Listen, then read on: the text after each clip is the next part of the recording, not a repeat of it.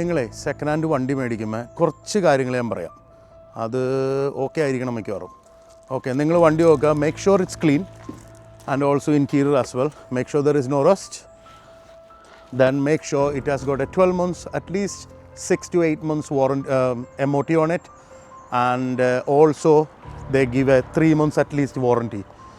വാറണ്ടിയിൽ നിങ്ങൾ കറക്റ്റായിട്ട് നോക്കുക എന്തുവാണ് ഇൻക്ലൂഡഡ്, എന്തുവാണ് അല്ല ഇൻക്ലൂഡഡ് എന്ന്. എന്നിട്ട് അവരുടെ അടുത്ത് ചോദിക്കുക, നിങ്ങൾ after 3 months can I extend it for 1 year? If they are saying they can extend it, then make sure you get a 12 months warranty on it so that you are covered for the next 12 months. പിന്നെ ഉള്ളത് make scratch, rust. സ്ക്രാച്ചും റസ്റ്റും it's costly job.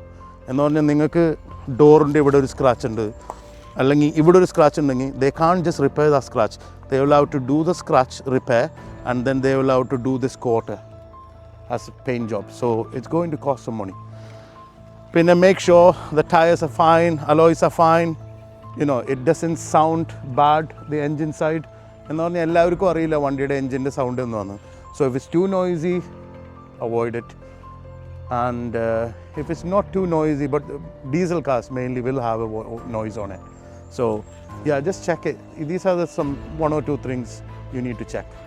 അപ്പോൾ ഇതൊക്കെ ഉണ്ടെന്നുണ്ടെങ്കിൽ ഒരുവിധം നല്ല വണ്ടിയായിരിക്കും നിങ്ങളുടെ കയ്യിലുള്ളത്.